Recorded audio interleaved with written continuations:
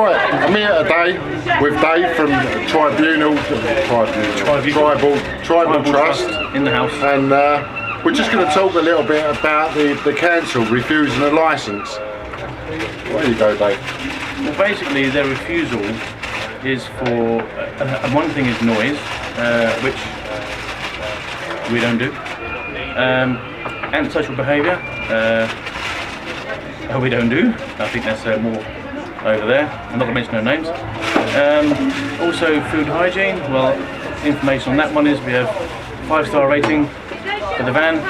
We have 5-star rating at home storage. We have a separate room for food. We have separate fridges and freezers. We've passed all of those already.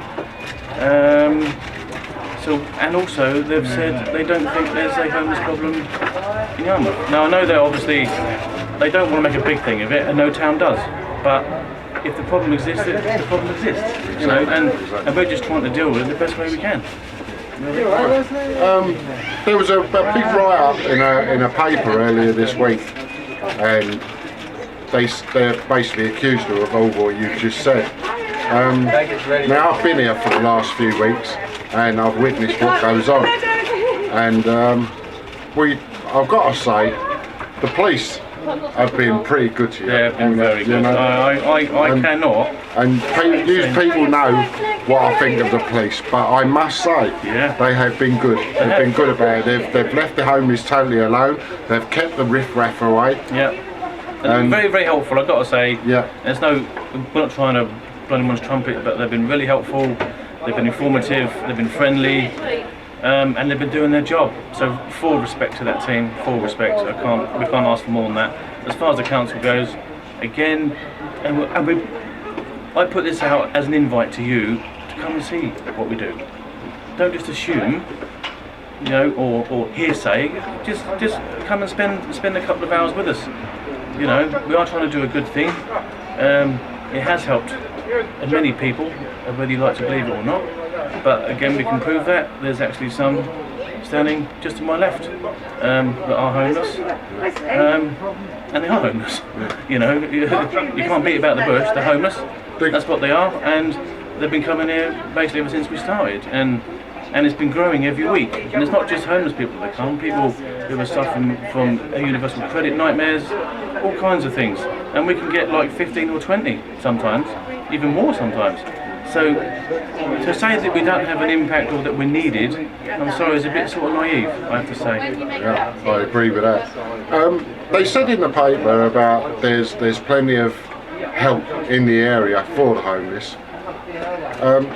I personally have only ever seen the Salvation Army, which they only do for a couple of hours and then they disappear again. What's your comments on that? What do you think about the help that's actually in Yarmouth? The help that's in Yarmouth, I have to say, is not too bad. On street level, isn't so good. That's where the issue is.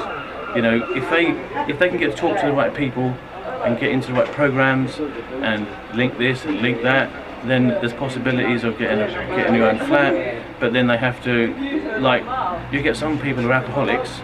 If they want to get a place, then they have to then go on an alcoholics program or something like that. Or maybe they don't want to. Then you can't force them to do that just to get a roof over their head.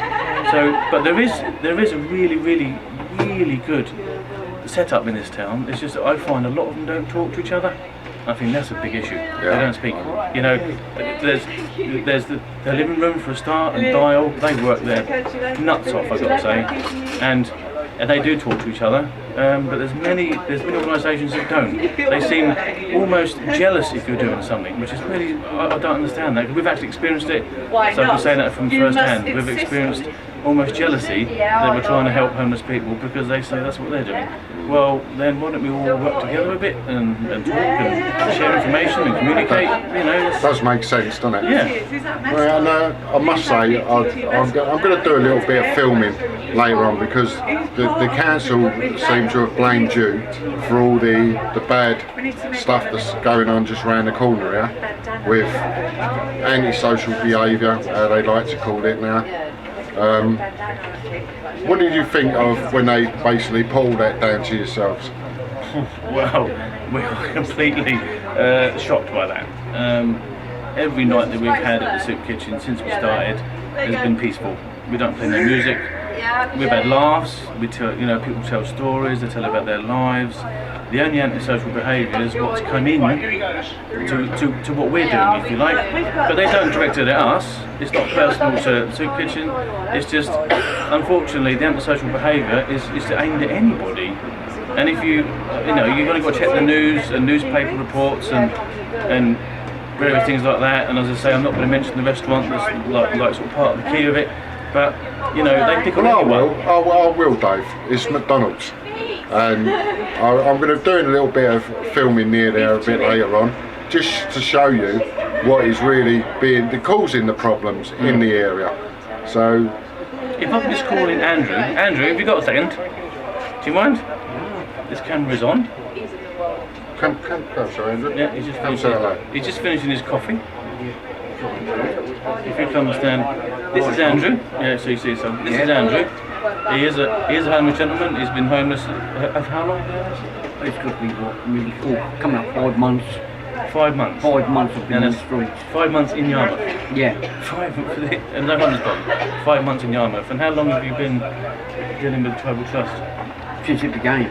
And what do you think it's done for you? Mate, it's built me up. You ask for stuff, you get stuff, and you get everything you want. And it's really, if it wasn't for Tribal Trust, I'm sorry, but I wouldn't be here now. I'd be 6 foot under the ground. Oh my God. Well, there you go. I mean, this guy, he is moving forward. He's actually, did you manage to get your benefits sorted, aren't you? Getting your benefits done? I'm getting my benefits done. Plus, I've got something else coming up in April. I'm going to Radio Harbour, and they want to hear my poem that I've written. Oh, brilliant. And He's a talented man, by the way. Yeah, so I've already sent off to somebody else. Wow. And they said I'm focused on where I'm going. I'm grassroots, so I help anybody. You see? And it's people like Andrew that get forgotten, and that's not right. And people like us at Tribal Trust, we're on ground level, and we bring people like Andrew and other people that are the same, that are struggling in the same way. We bring them together. How's that a bad thing? Come and join us. Come and support us. That's what I like to say. Right, well there you go. Cheers, Andrew. So, you've seen the few things that I've stuck out on YouTube and what have you. There's a little, tell the people about the little things you've got coming up that you'd like.